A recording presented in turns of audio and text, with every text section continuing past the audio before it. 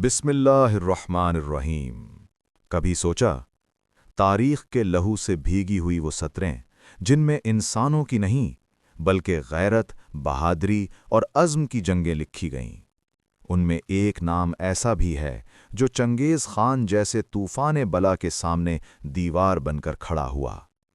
वो शख्स जिसने शिकस्त के बादलों में भी उम्मीद का चराग जलाया और जिसकी ललकार ने दुनिया के सबसे बड़े फितनागर को हिला कर रख दिया, वो था सुल्तान जलालुद्दीन ख्वारिज़म शाह। चंगेज़ खान को जिंदगी में 2 बड़ी जंगों और 7 छोटी झड़पों में शिकस्त हुई। हर बार मद्दे मुकाबिल एक ही था, सुल्तान जलालुद्दीन ख्वारिज़म शाह। चंगेज़ खान ने सिर्फ एक ही दुश्मन को बहादरी पर खिराज तहसीन पेश किया था, वो जलालुद्दीन था।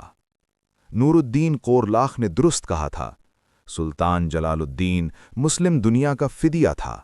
ये ना होता तो चंगेज़ खान के हाथों मुस्लिम दुनिया की तबाही की दास्तान ज़्यादा तवील और दिलफिगार होती।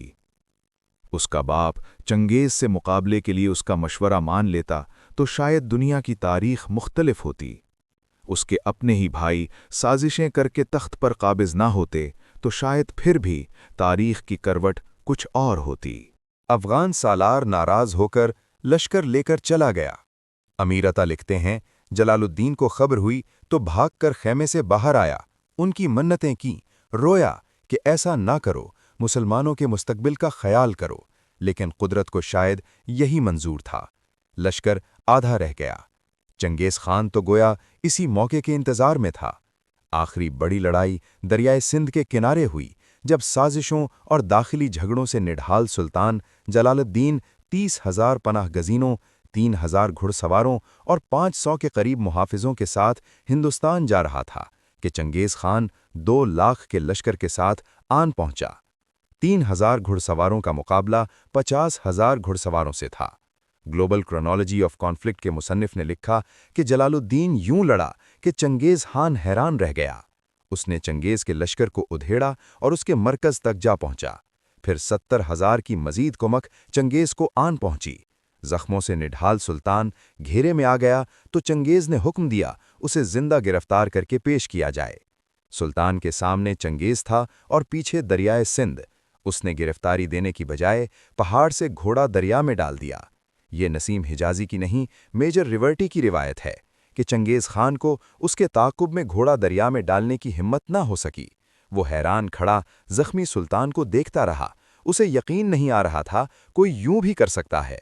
फिर उसने अपनी फ़ौज के सालारों को बुलाकर कहा, इस शख्स को देखो, इसकी माँ को इस पर फ़ख्र होना चाहिए, कैसा बहादुर पैदा किया। लेकिन यही वो वक्त था जब सुल्तान की माँ वहीं पास दरियाए सिंध में डूब रही थी।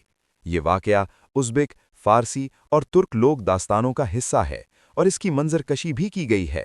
ये मकाम पाकिस्तान में है और घोड़ा तरब के नाम से मशहूर है।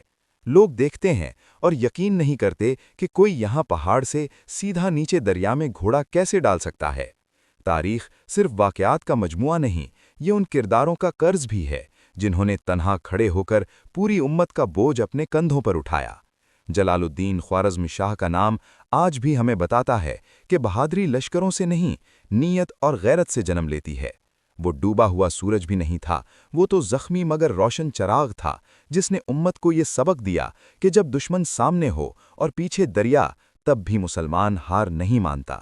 तारीख बदल जाए या ना बदले, लेकिन ईमान वालों का हौसला ज़रूर तारीख रकम कर जाता है।